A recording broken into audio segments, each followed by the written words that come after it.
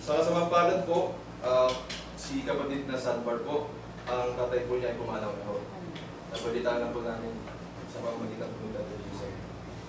At isa pa pong bad news ay si Brother Raymond po ay wala po ngayon dahil po na-aksidente sa pagkamotor. Ay po, hindi po siya makalakad, yun po yung latest information na sa hospital po. Nasa bahay na po. So, patuloy po ating dalangin sa ating mga kapatid po na naulila at yun din po ay sa na-aksidente po no, sa ating mga kapatid.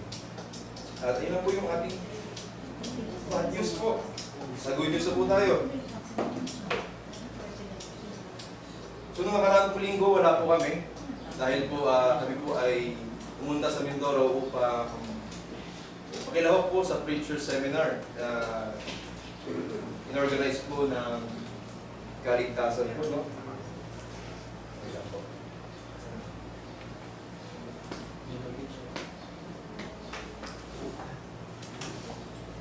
Ayan po.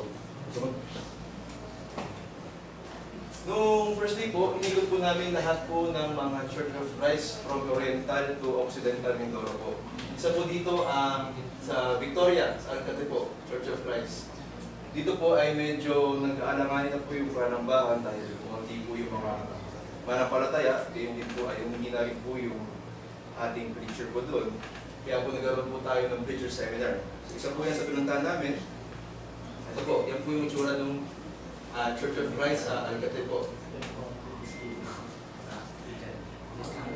Bali po, sa kalooban po ng Diyos, diyan po i-destino si Brother Janor po sa mga susunod na mga taon po. No? So siya po yung mamamalakad dyan. Kasi may kasama na po siya si Brother Bob. Kaya po, ito po yung ating kapilya po sa Kaligtasan kung saan po nagtuturo si Brother Ryan.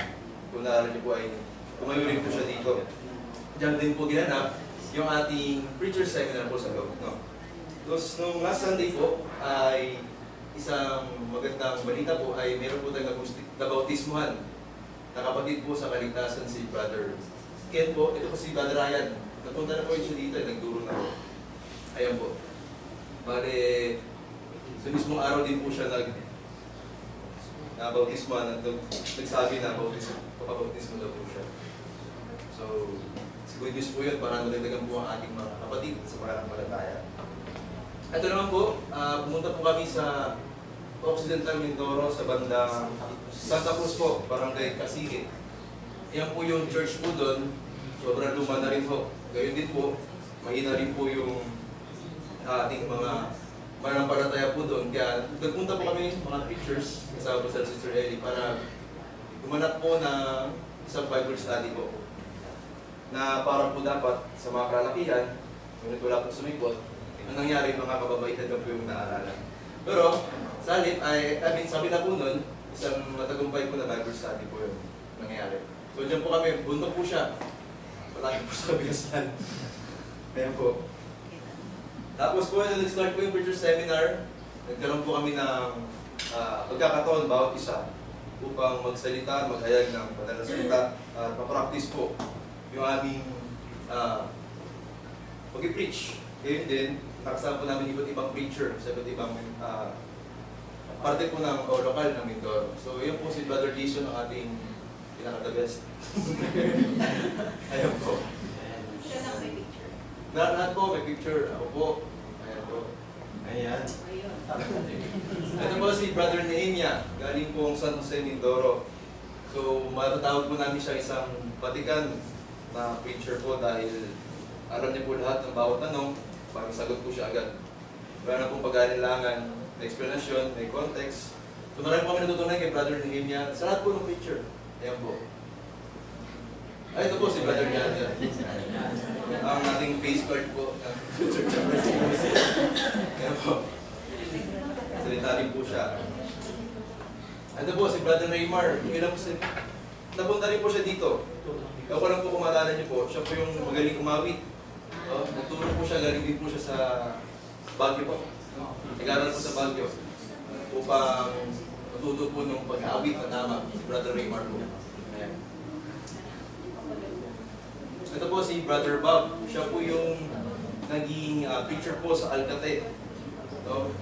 Maganda rin po na napunta rin po siya doon upang makakasa po yung ating kaalaman ng patungkol sa Biblia. Siya rin po yung makakasama ni Brother Janner sa future, sa Alcateo.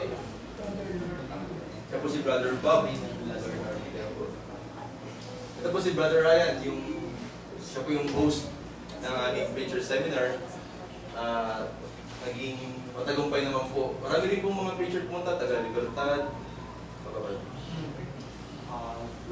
Gloria po, yun. May mga ilan din pong hindi nakapunta dahil wala na pong transportasyon dahil holiday na po yun. No? Yung iba naman po, hindi po talaga katalo. Hindi po nakaroon sa ng kadahilanan. So, ayan po, no?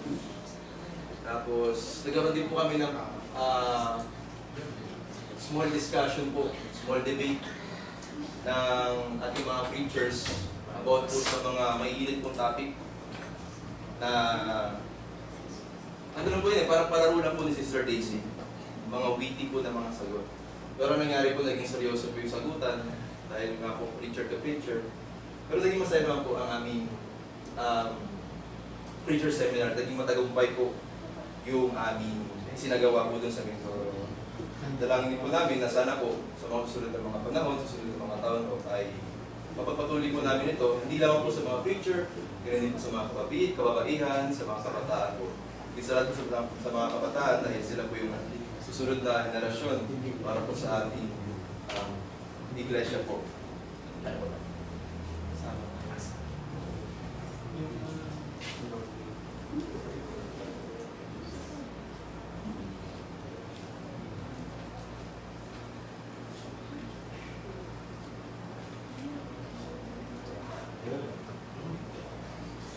Regarding po kay Brother Nehemias, si Brother Nehemias po kasi is parang isa siya sa nag-lead po sa Baguio do sa PBS. Ano siya, Bible School na kung meron na po kayong kakilala, magpababae man o lalaki na willing mag-aral ng music and then religions, pwede naman daw kung pumasok doon.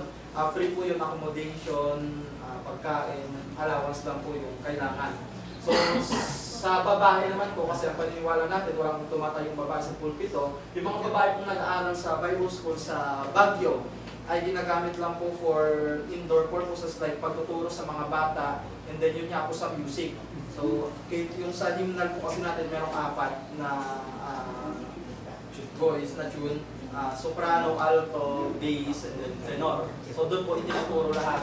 Kasama din po doon nung kay Brad na Ignas, itinuro din po sa amin yung patungkol po sa music. So yun nga po, kung meron daw po kayong kakilala, pwede po natin ilapit sa kanila para po makapag-aral. Sana po robin ng Panginoon na isa sa amin or kahit kami 3, pagdating ng panahon, kahit makapag-aral man lang ng music para incorporate po natin dito sa atin sa church, may turo po namin. Kasi maganda po yung sound kapag kumpleto po yung 4 na tune kapag napakapakinggan natin yung awit. So, ganun po.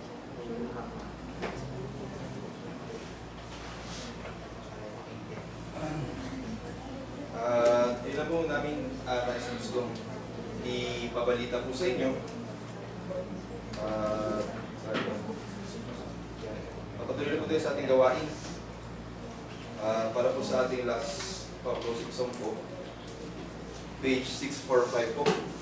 Pumunta ko natin mga page 645. At sa uling stanza po ay tayo tumayo at lingan po natin si Brother Sierra po para po sa closing prayer. Page 645.